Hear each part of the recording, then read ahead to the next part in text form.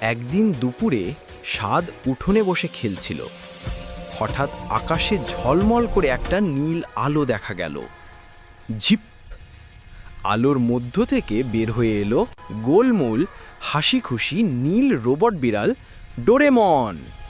সাদ অবাক হয়ে বলল, তুমি তুমি তো ডোরেমন, সত্যি সত্যি নাকি? ডোরেমন মুচকি হেসে বলল, হ্যাঁ সাদ, আমি ভবিষ্যৎ থেকে এসেছি।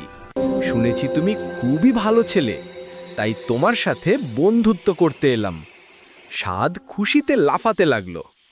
ডোরেমন বলল, চলো আজ একটু অ্যাডভেঞ্চার করা যাক। সে ব্যাগ থেকে বের করলো এক চকচকে দরজা, এনিওয়্যার ডোর। দরজা খুলতেই দেখা গেল রঙিন জগৎ, রংধনুর ঝর্ণা, উড়ন্ত মাছ, হাসি খুশি গাছের দল। সাদ আর ডোরেমন একসাথে উড়ে বেড়াতে লাগলো। রংধনুর ওপর হাঁটল, উড়ন্ত মাছেদের সাথে দৌড় প্রতিযোগিতা করল। সাদ বলল, ডোরেমন, তুমি আমার সেরা বন্ধু। ঠিক তখনই ডোরেমন বলল, চলো আরও মজা করি। সে পকেট থেকে বের করল মিনি ক্লাউড মেকার। এক ফুঁ দিতেই ছোট ছোট তুলোর মতো মেঘ তৈরি হলো। সাদ সেই মেঘে চড়ে আকাশে ভেসে গেল। উই!